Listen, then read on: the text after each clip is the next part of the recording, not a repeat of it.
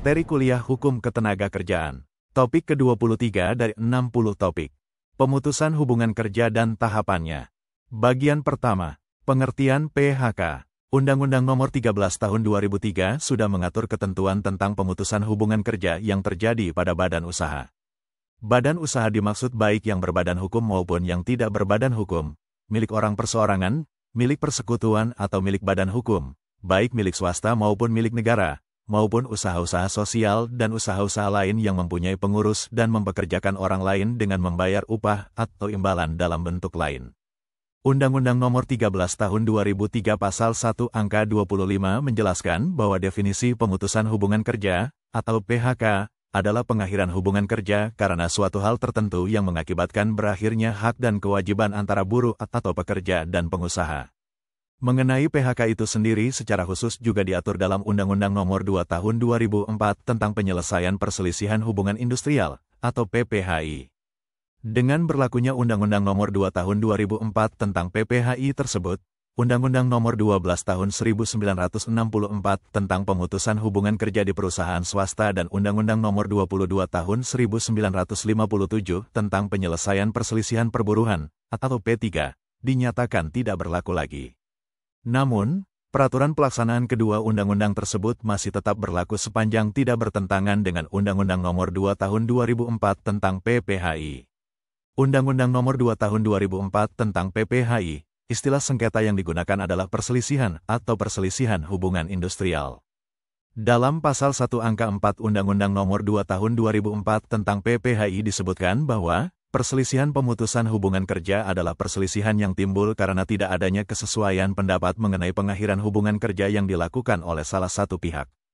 Dalam bahasa yang lebih sederhana atau mudah untuk menggambarkan ketentuan tersebut, baik pihak pengusaha atau perusahaan maupun pekerja berbeda pendapat mengenai kapan suatu hubungan kerja berakhir.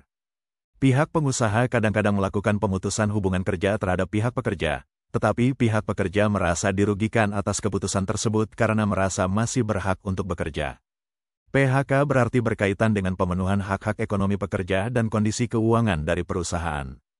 Karenanya sangat wajar jika kemudian pemerintah melakukan intervensi, bukan hanya melindungi hak-hak pekerja, tetapi juga memerhatikan kemampuan keuangan dari perusahaan tersebut dengan memberikan pengaturan-pengaturan berpatokan standar, baik secara nasional maupun internasional.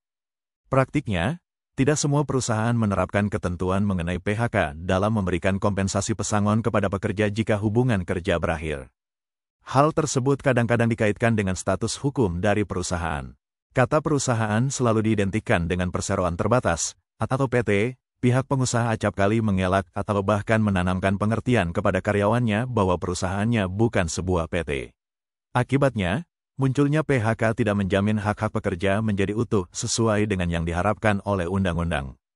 Pasal 150 Undang-Undang Nomor 13 Tahun 2003 menyebutkan, ketentuan mengenai pemutusan hubungan kerja dalam undang-undang ini meliputi pemutusan hubungan kerja yang terjadi di badan usaha yang berbadan hukum atau tidak, milik orang perseorangan, milik persekutuan atau milik badan hukum, baik milik swasta maupun milik negara, maupun usaha-usaha sosial dan usaha-usaha lain yang mempunyai pengurus dan mempekerjakan orang lain dengan membayar upah atau imbalan dalam bentuk lain.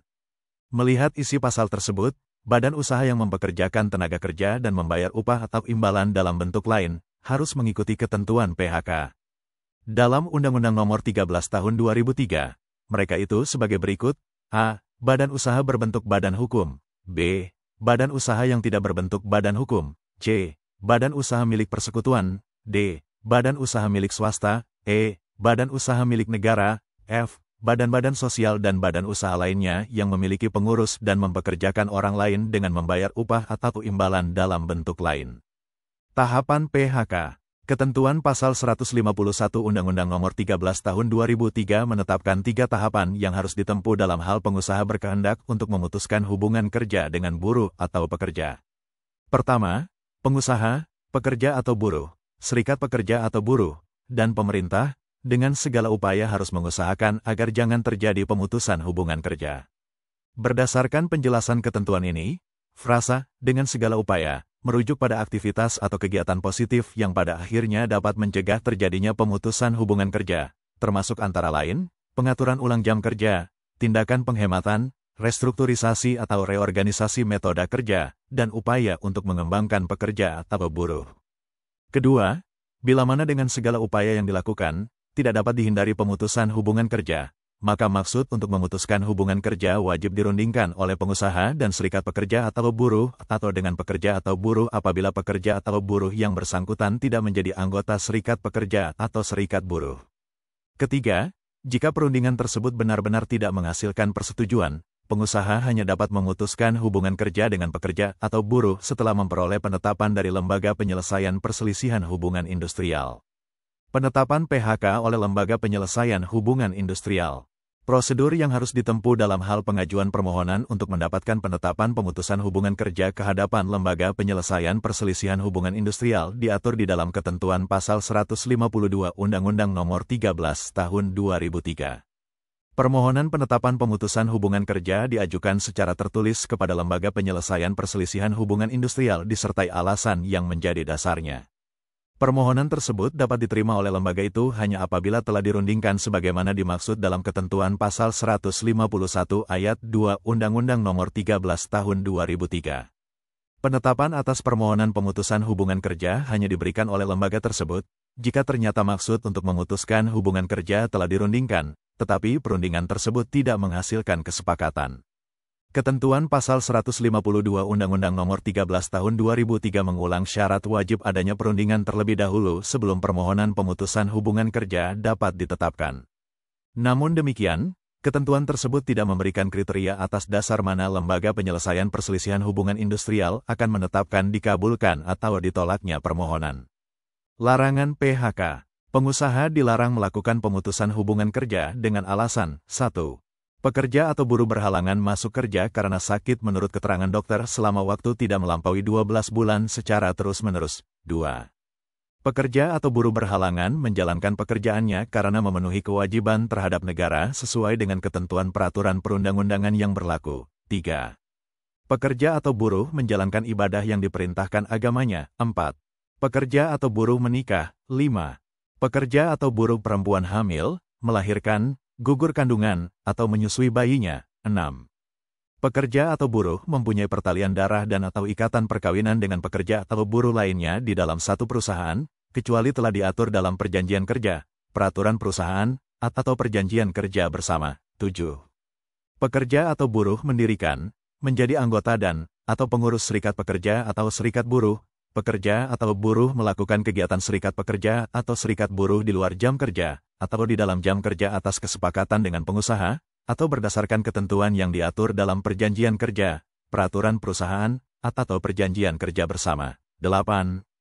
Pekerja atau buruh yang mengadukan pengusaha kepada yang berwajib mengenai perbuatan pengusaha yang melakukan tindak pidana kejahatan. 9.